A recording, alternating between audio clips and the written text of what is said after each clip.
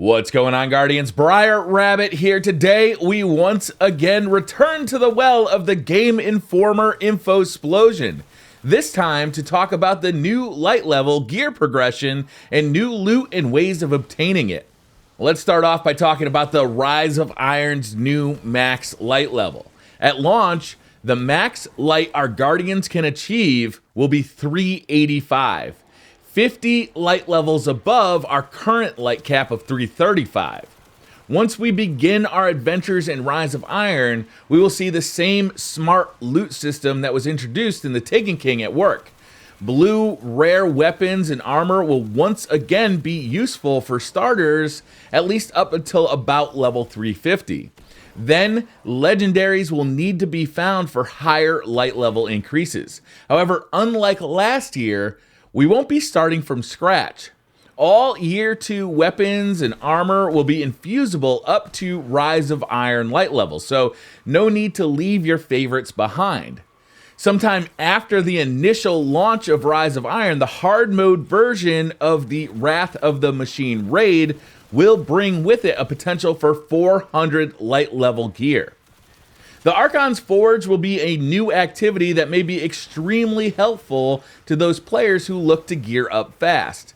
In yesterday's video, I explained exactly what the Archon Forge will be, but today, let's explore how to extract loot from it. Players must collect Siva offerings from around the Plaguelands. Higher levels of rarity will lead to higher tiers of difficulty and presumably better loot. We do know that Archon Forge will have its own legendary loot pool, including armor and weapons. So this may be a very fast way of leveling up if you're looking to get into the raid on day one. Strikes were a great resource for leveling up when the Taken King launched, and they are sure to be for Rise of Iron as well. Not only will they provide gear to help you level up your character, but they will also include a new way to get strike-specific loot. When completing strikes in strike playlists or nightfalls, you'll have a chance to receive a skeleton key. These keys can be used to open a chest called a strike hoard at the end of any strike. Even strikes that you have selected outside of that playlist, so you can really kind of specify exactly what you want. These strike hoards are guaranteed to contain at least one piece of strike-specific gear. Artifacts will also be coveted by players at the launch of Rise of Iron. When players visit the new social area at Fellwinter's Peak, they will meet a new vendor named Tyra Karn. Tyra will have a weekly quest that you can complete to obtain a new item called the Iron Lord's Legacy. This item can be redeemed for one of 3 artifacts that Tyra has on offer in any given week. Over the course of 8 weeks or more, players will be able to acquire all of the artifacts. Once all the artifacts have been collected, players will be able to light a fire beneath the statue of the corresponding Lord of Iron in the temple atop Fellwinter Peak.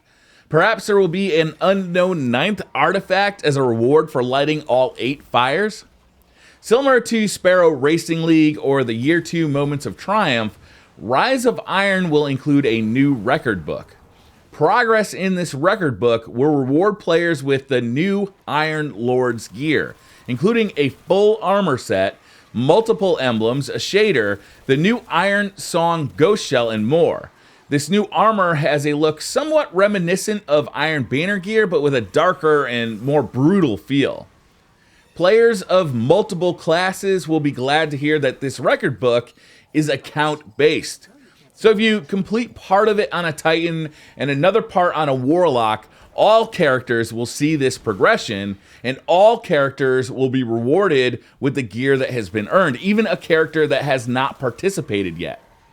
Tower vendors will be getting a complete refresh as well, including New Monarchy, Dead Orbit, Future War Cult, Vanguard, and the Crucible.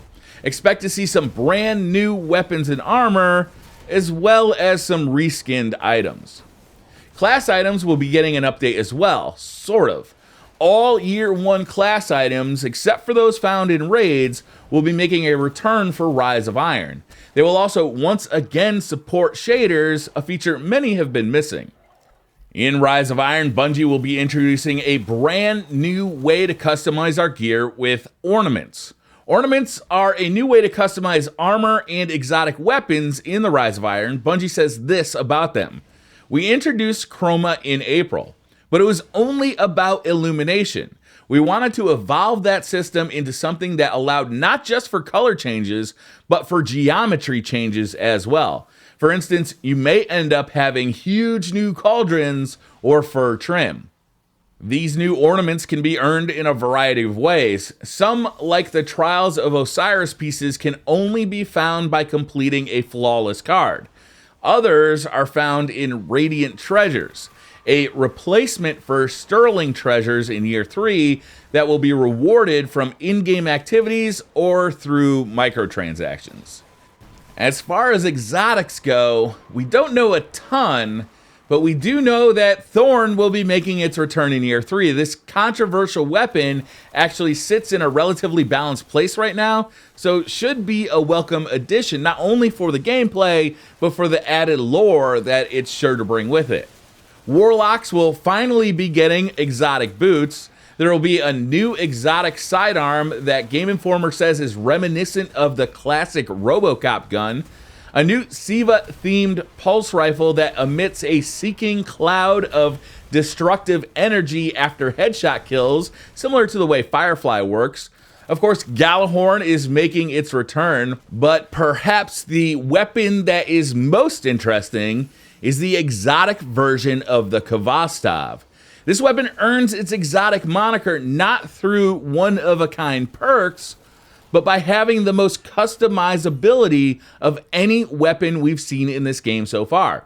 The Kvastov offers choices between fully automatic, bursts, or single fire, and even allows the selection of fire rate between 400 and 900 RPM. All said, there are 100 possible perk combinations available with this weapon. So that's what we know about loot and light level so far. When looking at all the changes to Destiny and Rise of Iron, I see one major theme emerge, and that is customization. It's certainly something players have wanted since the release of Destiny, but now Bungie is delivering it to us in new and unexpected ways. Not only can armor and weapons be customized, but now they can be modified with ornaments. Shaders once again affect how class items look. Exotic weapons can cosmetically reflect your personality, and at least one, the new Kvastov, can be changed to affect your playstyle. Along with the new ability-altering artifacts, the options to modify how your Guardian looks and plays are going to be really exciting. Thank you guys so much for watching this video. Hit that like button if you liked the video. Hit subscribe if you're new to the channel, and I'll see you guys next time.